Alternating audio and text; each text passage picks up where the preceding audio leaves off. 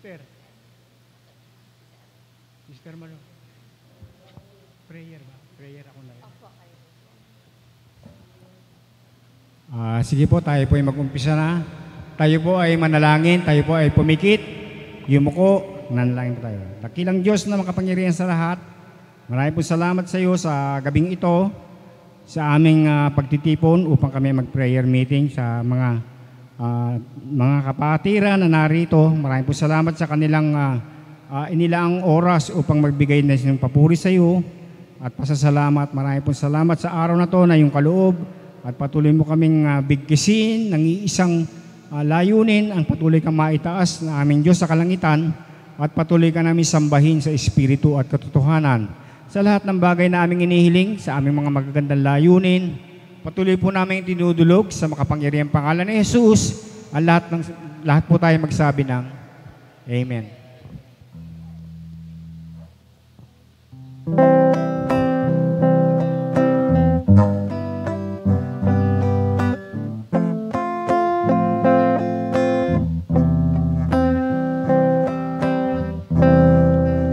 Salamat sa iyo, aking Panginoong Jesus. Ako'y inibig mo at inangking lubos.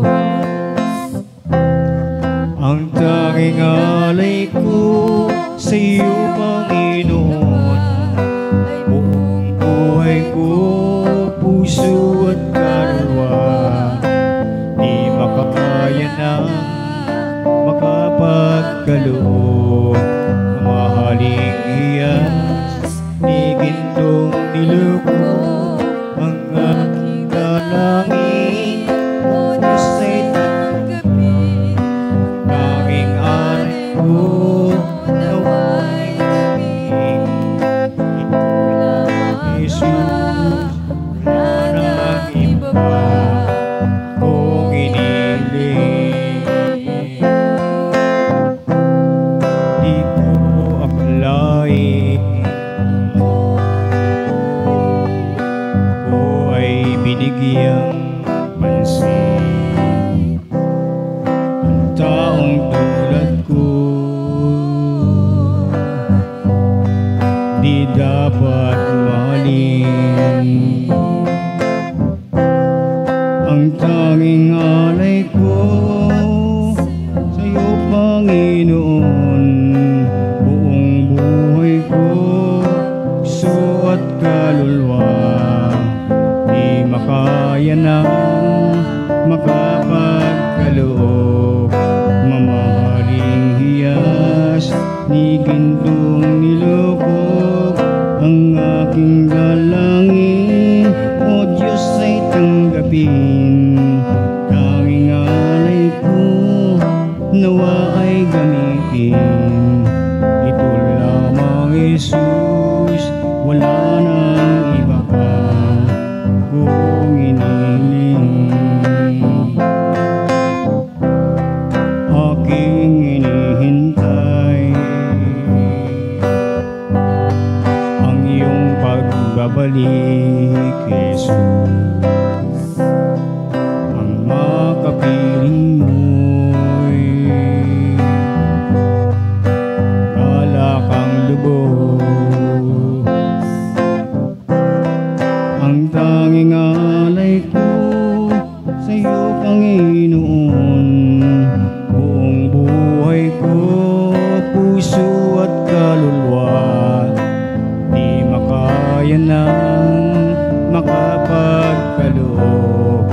Mamahaling hiyas, ni gintong niluko, ang tanging dalangin, o Diyos ay tanggapin. Tanging alay ko, nawa ay gamitin. Ito lamang, Jesus, wala nang iba pa kung inihiling. Ito lamang, Jesus, wala nang iba pa kung inihiling.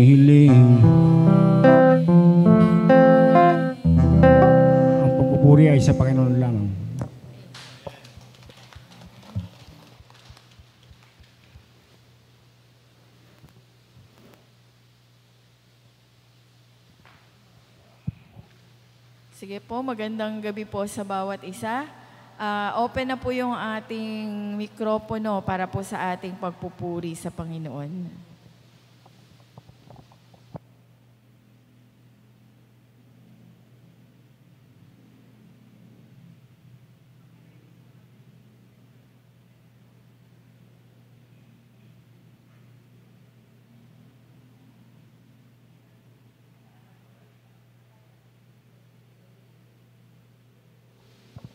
Magandang gabi po sa ating lahat. Ako po'y magbibigay ng patotoo, hindi dahil sa ako'y may nagkasakit o may sakit. Ako'y nagpupurit sa Panginoon dahil inalis niya lahat ang sakit ng aking katawan. Dahil sinabi niya sa akin, huwag mong mahalin at yakapin ang iyong sakit. Dahil hindi ka iiwan ng sakit na yan kapag minahal mo. Kaya ako'y naniniwala sa Panginoon na totoo ang sinabi niya. Hindi ko minamahal ang sakit ko. Inano ko siya, idinalangin ko siya na alisin sa aking katawan. Kaya ang alam kong tinupad ng Panginoon ang dalangin ko. Kaya ibinabalik ko sa Kanya ang papurit, pasasalamat.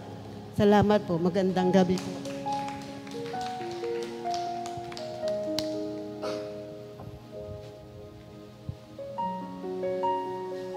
Magandang gabi po sa bawat isa. Ako'y nagpupuri at nagpapasalamat sa Panginoon dahil sa binibigay niyang kalakasan sa aming katawan, sa kanyang pag-iingat sa amin. Talagang mararamdaman mo naman talaga na iniingatan tayo ni Lord. Kaya talagang dapat natin parating pasasalamatan si Lord dahil sa pagbibigay niya na sa atin ng kalusugan at kalakasan ng katawan at sa pagbibigay niya sa atin ng ating mga pangangailangan sa pang-araw-araw na buhay, Panginoon.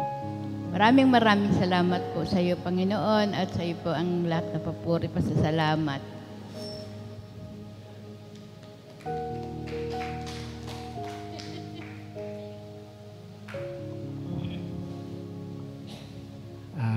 Magandang gabi po sa lahat. Una sa lahat ay ako'y nagpapasalamat sa Panginoon sapagkat narito kami ng aking kapatid at anak si Liza para magpuri sa Diyos. Nung ako'y sabihan ni Sister Malu na, Brother Donato, kung pwede ka bang mag-lead ng paawit, sabi ko naman, hindi pa ako pwede sumagot kasi alam nyo naman ang sitwasyon namin. Kung hindi kay Brother Amang, ay hindi kami makakarating ng church. Kaya maraming salamat sa Panginoon Diyos at binigyan kami ng isang Brother Amang. Maraming salamat sa Panginoon sa buhay mo, bro, at palagi kang nandyan para sa amin. Kaya narito kami para magpuri sa Panginoon, ibigay ang aming the best kung anong magagawa pa namin para maparangalan siya. Yun lamang.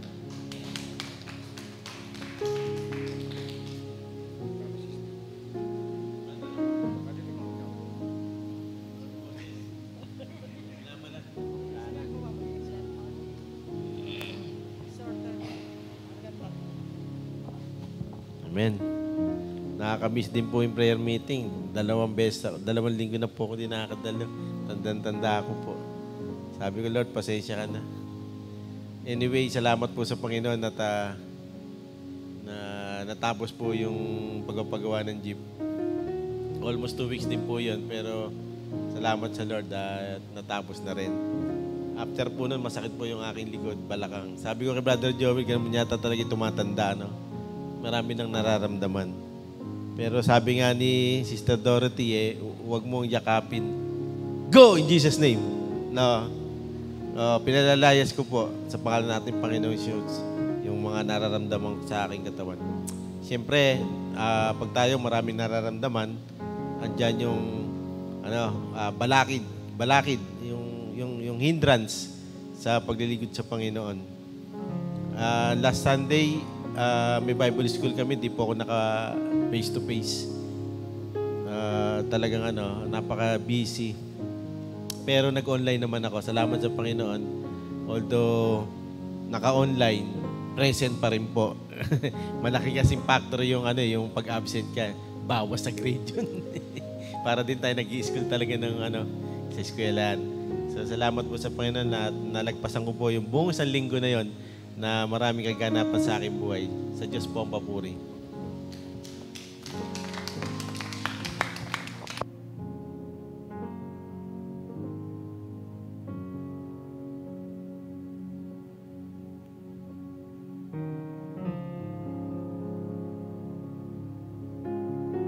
Sige po, mukhang nagkalituhan dun sa mag-e-exhort ngayong gabi.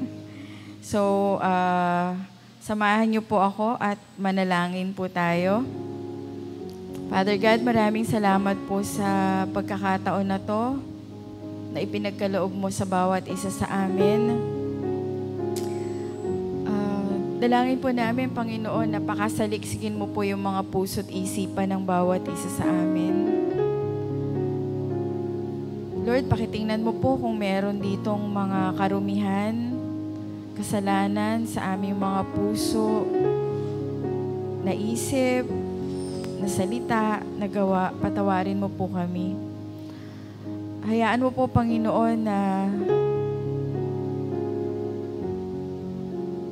tanggapin mo po yung aming mga pag-aawitan na ibinigay po sa iyo ngayong gabi at ikaw po yung mangusap sa amin.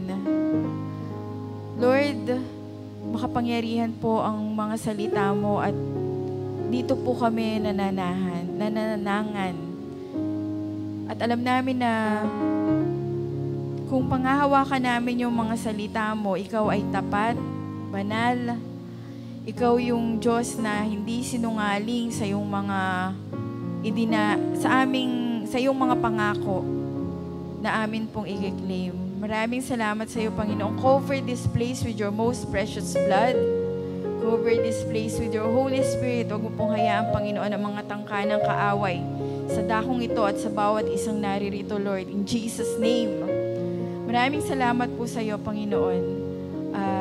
Ikaw lamang po ang maitaas at maparangalan sa pangalan ng aming Panginoong Jesus.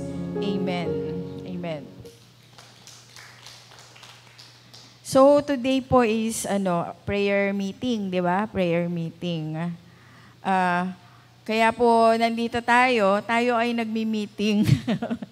Nagmi-meeting para manalangin, di ba? Alam niyo po ba na malaki po yung nagagawa ng ating pananalangin? Siguro po kung walang nananalangin sa church na to, baka sa dami ng mga naging problema po natin, baka nakasarado na po ito. Pero salamat sa Panginoon, pinapakinggan niya po yung ating mga panalangin sa Kanya.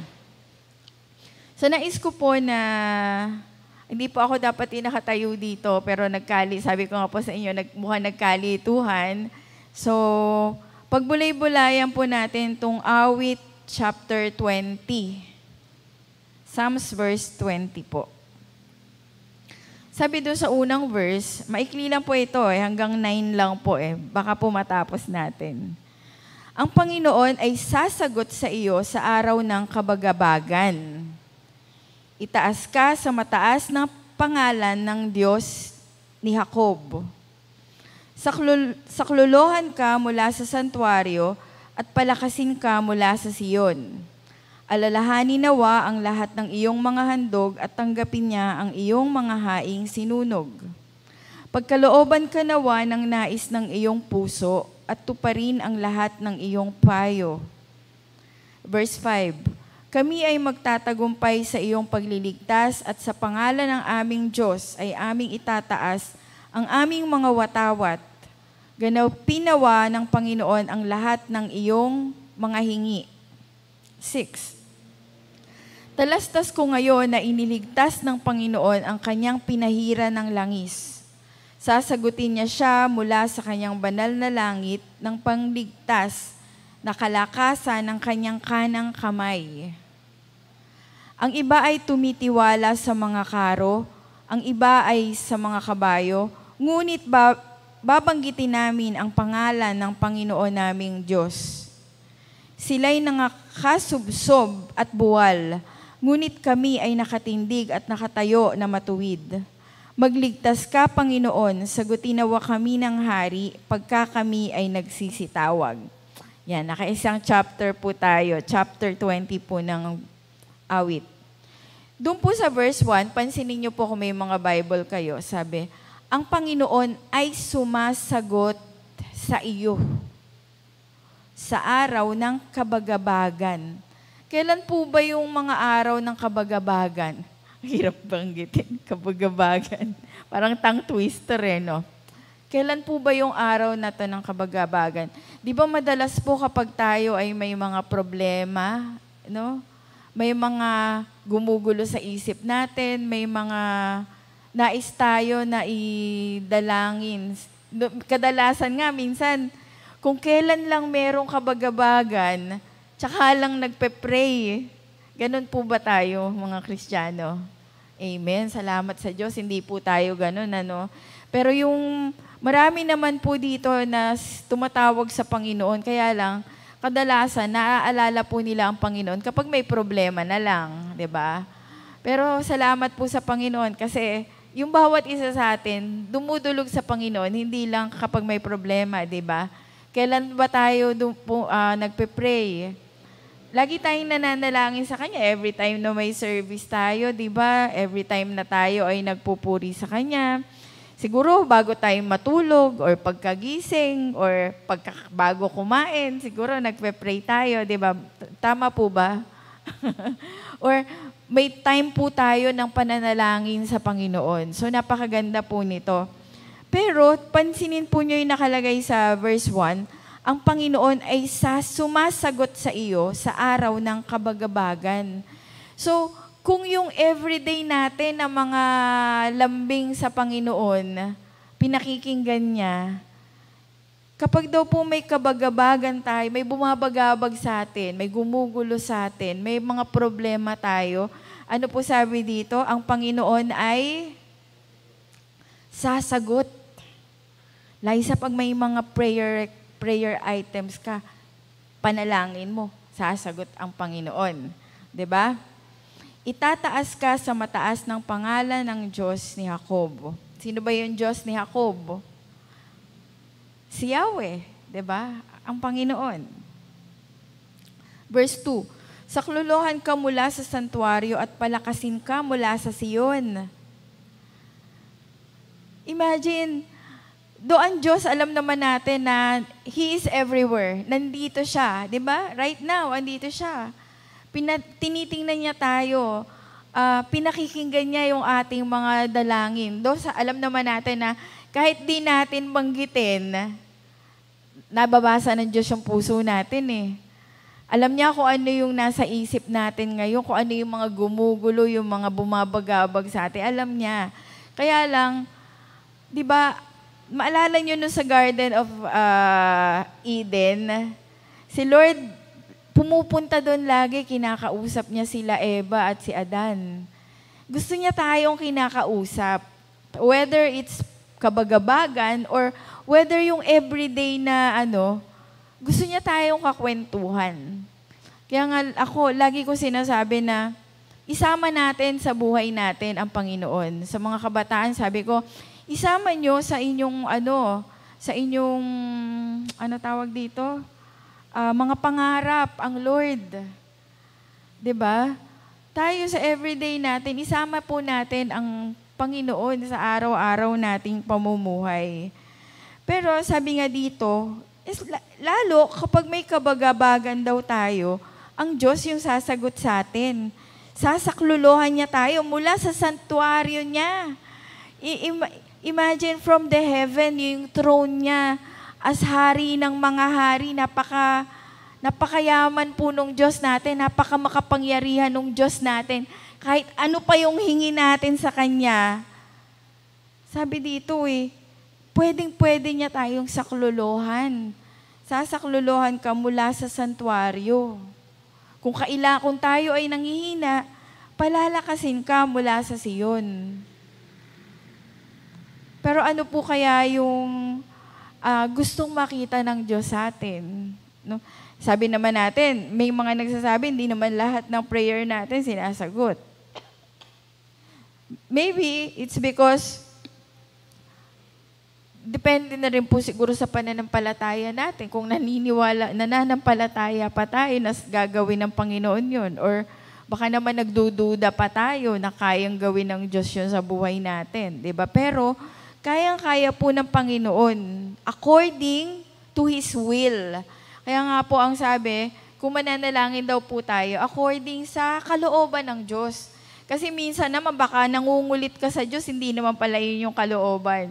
Minsan binibiro namin ng tatay kasi gustong-gusto niya, ang prayer request niya talaga magkaroon pa ng kotse. Talagang gustong-gusto ng tatay. Minsan binibiro namin, ano ba yan? Kailangan ba yan o gusto lang? Di ba iba po yung kailangan, iba yung gusto lang. Kasi kung kailangan niya, na ibibigay talaga ng Diyos yan, di ba? Pero kung gusto mo lang, hindi mo naman talaga kailangan, may option si Lord na, teka, bibigyan kita ng sasakyan. Hindi ka naman na nagtatrabaho, wala kang panggastos, pang-tustos doon sa sasakyan na yun, pag nasisira, di ba? Parang ganun eh. So, minsan, isipin din po natin yung dinadalangin natin sa Panginoon. Gusto lang ba natin yun or talagang pangangailangan natin? Talagang kailangan po natin, sabi sa verse 2, sasaklolohan po niya tayo mula sa santuario at palalakasin ka mula sa Siyon. Verse 3, alalahanin nawa ang lahat ng iyong mga handog at tanggapin niya ang iyong mga haing sinunog. Pansin niyo po ito posible pala, ito yung nag-minister sa amin, posible pala na yung inihandog natin ay hindi tanggapin. Ano po ba yung mga inihandog natin sa Panginoon? Ano po? Yung pagsamba natin? Ano pa? Tithes and offering natin? Ano pa? Pag-prayer natin? Ano pa? Yung buhay natin, yung talento natin. Sabi dito, alalahanin nawa ang lahat ng iyong mga handog at tanggapin niya ang iyong mga haing sinunog. Tanggapin niya. Paano kaya na hindi niya tatanggapin? Kunwari, naghain tayo ng Diyos ng handog. Halimbawa, yung ating tithes and offering. Halimbawa, yung ating praise and worship sa Lord. Paano niyang hindi tatanggapin? Sabi natin, aga-aga pa nga, nagpunta na ako sa church kasi sasamba ako sa Panginoon eh. Pero tingnan po natin yung magkapatid, si Cain at si Abel, pareho silang naghandog, di ba po? Si Cain, siya kasi ay magsasaka. Inihandog niya yung kanyang, siguro yun yung kanyang mga inani, di ba po? Si Abel naman, siya ay pastol siguro or nag-aalaga ng mga hayop. Naghandog din siya. Pero kanino po yung tinanggap ng Diyos? Abel. Pareho naman sila na naghandog. Bakit po kaya hindi tinanggap yung kay Cain? Diba? So, siguro po, napaisip ako dito sa verse 3, at tanggapin niya ang iyong mga haing sinunog. Every time po na may ihahain tayo sa Panginoon, let us make sure na talagang bukal na bukal sa puso natin. Walang anything na negatibo sa puso natin, sa isipan natin na makakapaghinder sa mukha ng Diyos. Na, Lord, ito po yung hain ko sa'yo. Na baka pag tingnan lang niya tapos hindi na niya pansinin, di ba? Ano po ibig ko sabihin? Bakit kaya tinanggap niya yung kay Abel at bakit hindi niya tinanggap yung kay Cain? Marahil doon po sa sa puso. Marahil matagal pa lang talagang pinapataba talaga ni Abel, inaalagaan niya yung kanyang ihahandog na ito para sa Lord talaga to. Mas papatabain ko to, mas papagandahin ko to kasi ibibigay ko to kay Lord. Samantala si Cain siguro, nung time na lang na yun, kailangan kong mag-offer sa Lord. Ito, pwede na to. Ganon po ba tayo? Kapag tayo ay sasamba sa Lord, Sunday kasi, kailangan pumunta sa church. Kailangan mag-worship Kahit medyo malate, okay lang. Pwede na yun. Basta umabot ako sa church. Ganon po ba tayo? Yun po ba yung ating i-offer sa Lord na tatanggapin niya? O baka naman pumunta nga tayo sa church, nag-worship tayo sa Kanya, tayo ay nagbigay ng ikapu, pero yung puso, yung isipan natin, malayo. 'Di ba? Dami ko pang gagawin, may pupuntahan ako, baka may makita lang ako na hindi maganda. Something like that. So, i-check po natin every time na tayo po ay maghahandog sa Diyos. Kahit ano po. Especially ano po yung sabi sa Romans 12, ialay natin ang ating sarili bilang handog na buhay. Yung po bang ating buhay ay nagiging handog na katanggap-tanggap sa Diyos? Pag ba tiningnan ng Diyos yung buhay natin, talagang approve sa akin tong anak ko na to. O kaya naman, pag tiningnan tayo ng Diyos yung buhay natin, baka, na naman siya. Ganyan na naman ang ginawa niya. Naiiling-iling siya. Hindi naman sinasabi na tinakwil niya tayo or ano. Pero ibig sabihin, gaano ba natin napapasaya yung Diyos natin na pinaglilingkuran sa atin pong mga handog, sa ating mga buhay? Then, meron pong mga sinasabi dito, tayo po, paglapit natin sa Panginoon, bakit po tayo nagpe-prayer meeting? Kasi naniniwala tayo na, ano po? Nasasagot ang Diyos. Kaya po tayo nandito. Kung di naman po pala nakikinig ang Diyos at hindi naman niya tayo sasagutin, umuwi na po tayo. Diba? So kaya nandito po tayo. Naniniwala tayo na nakikinig siya, pinakikinggan niya tayo, gustong-gusto niya tayong kausap at may gagawin siya sa buhay ng bawat isa sa atin at sa ating iglesia. Samantala, sabi sa verse 7, ang iba ay tumitiwala sa mga karo at ang iba ay sa mga kabayo. Ngunit babanggitin namin ang pangalan ng Panginoon naming Diyos. May awit po to, some trust in chariots, some trust in horses, but we will trust in the name of the Lord. Bakit po karo at kabayo? Kasi po, nung panahon po nila, wala pa naman ng mga kotse, wala pa naman ng mga barel, wala pa naman po nung mga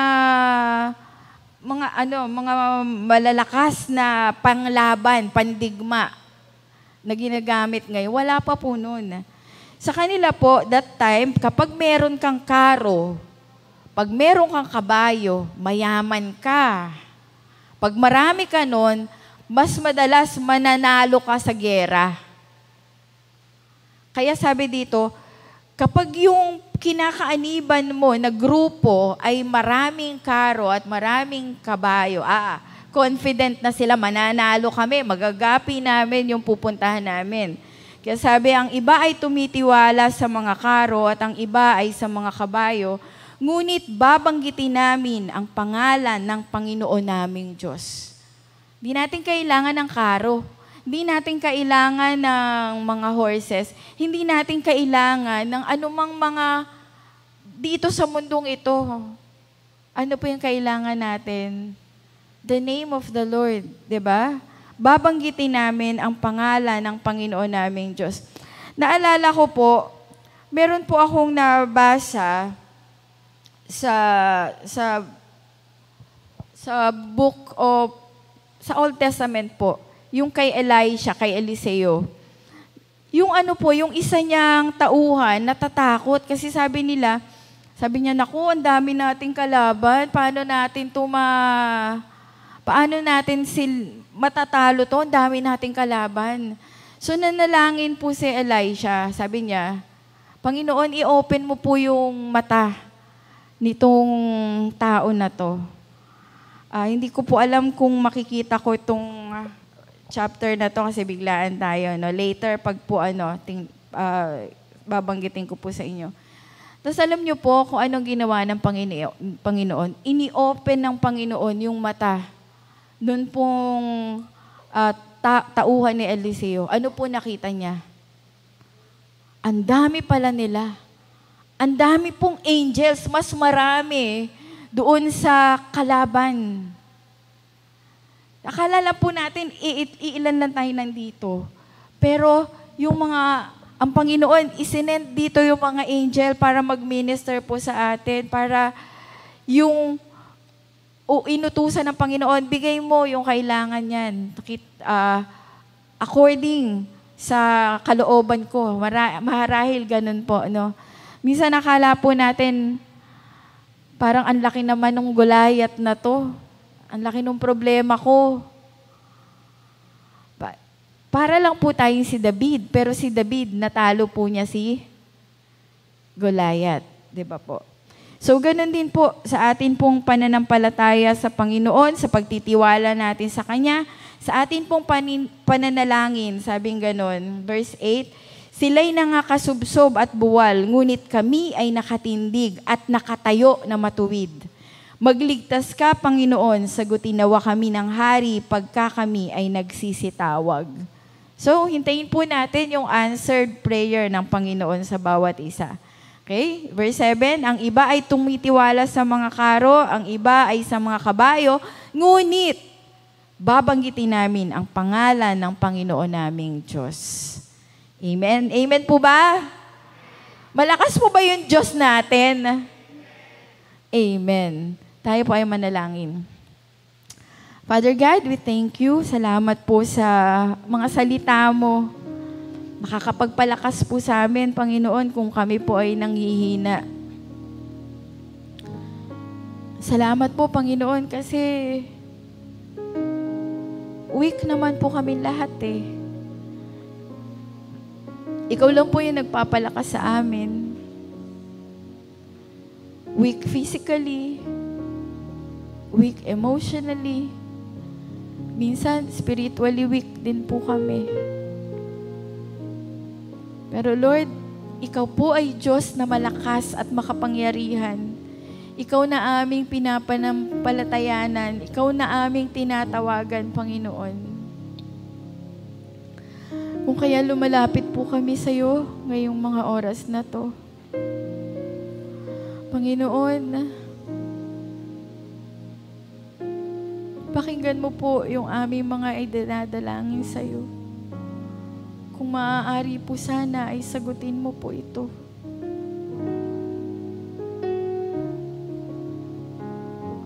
At Lord, ang dalangin po namin, tanggapin mo po yung aming mga iniaalay sa iyo. Iniaalay na pagpupuri, pagsamba, panalangin, at ang amin pong buhay. Nawa ay maging katanggap-tanggap po ito sa iyong harapan. Lord, hindi po namin kayang baguhin yung mga sarili namin. Pero Lord, sa amin pong kahinaan, mas nakikita yung kalakasan mo. Ikaw lang, Panginoon, ang meron pong kapangyarihan para magbago sa bawat isa sa amin. Lord, kung maaari po, baguhin mo po yung aming mga puso. Puso na minsan ay matigas. Puso na minsan ay meron pa ring hatred. Puso na minsan ay mailap. Puso na minsan ay nagre-rebelde. Pagalingin mo po kami, Panginoon. Yung aming mga isipan, Panginoon, i-touch mo po. Baguhin mo po yung laman ng aming mga isipan. Huwag mo pong hayaan, Panginoon, na mag-isip po kami ng mga bagay na negatibo sa aming mga kapwa. Tulungan mo kami, Panginoon, sa lahat po ng aming mga plano, sa lahat po ng aming mga nais gawin. Patnubayan mo po kami, Panginoon. Lord, din pong aming mga katawan na naririto. Nakikita mo po, lalo ang mga matatanda, ang mga adult na nandirito sa mga oras na to. Lord, hindi po hadlang yung aming mga katawan. Hindi po hadlang yung aming mga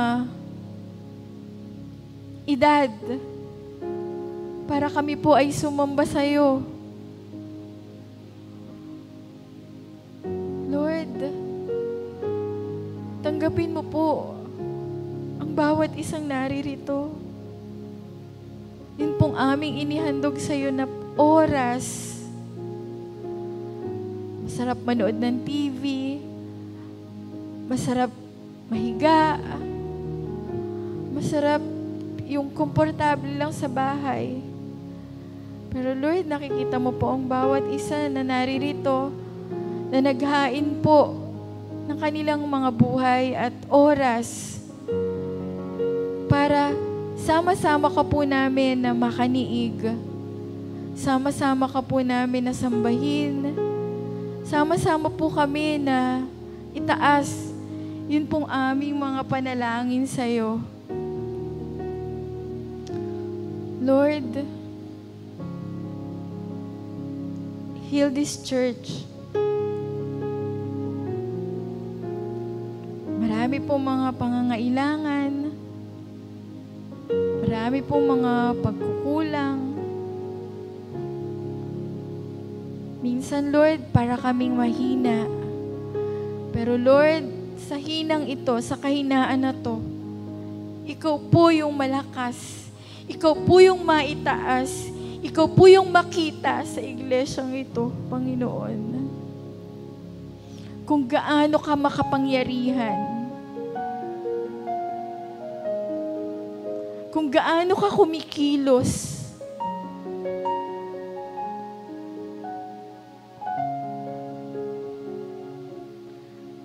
Lord,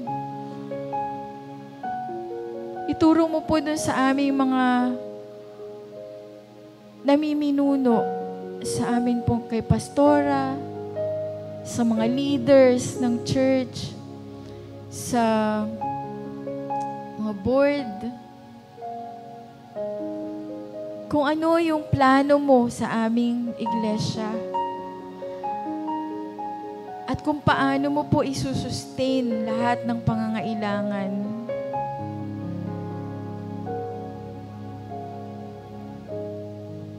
Lord, Ikaw yung aming dakilang pastol.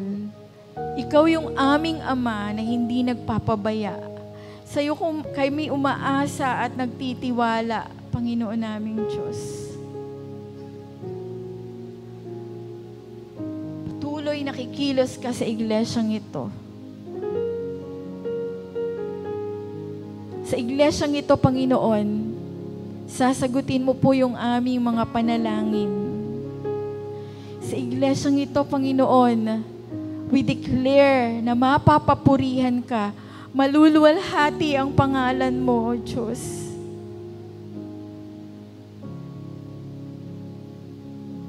Sa iglesyang ito, we declare unity in your name, Lord. And we also declare bagong buhay para sa bawat isa sa amin. Bagong puso sa bawat anak mo na pumapasok at lumalabas sa iglesyang ito. We are not perfect, Lord, pero pinabago mo kami, nakailang Diyos. Maraming salamat po sa iyo, O Diyos. Sa lahat ng pangangailangan ng iglesyang ito, lalo po sa cases at lahat ng pangangailangan, Ikaw yung Diyos namin na hari, mayaman, Panginoon. Kaya mo pong i-provide lahat ng pangangailangan ng iglesyang ito at ng bawat isa na naririto, Panginoon. We declare blessings in your name, Lord. Blessings na maaaring hindi lamang sa pera or sa kayamanan, but a lot more blessings para sa mga anak mo na naririto at handang sumunod sa iyo, Panginoon. Handang magpagamit sa iyo, Panginoon. At lumuwalhati, magbigay ng kapurihan, itaas ang pangalan mo. Lord, kailangan po namin yon habang nandito pa kami sa lupa. We trust you. Hindi mo po kami pababayaan. Hindi mo po kami pagkukulangin, Panginoon. Ang bawat mga individual na pumapasok dito, na miyembro ng iglesia, ang bawat pamilya, Panginoon, na sama-samang sumasamba sa iyo at lumuluwalhati. Itinataas po namin sa iyo, Panginoon. Maluwalhati ka po nawa sa buhay ng bawat isa. Salamat po sa iyo, dakilang Diyos. Ito po'y amin dalangin sa pangalan ng aming Panginoong Jesus. Amen. Pwede po ba nating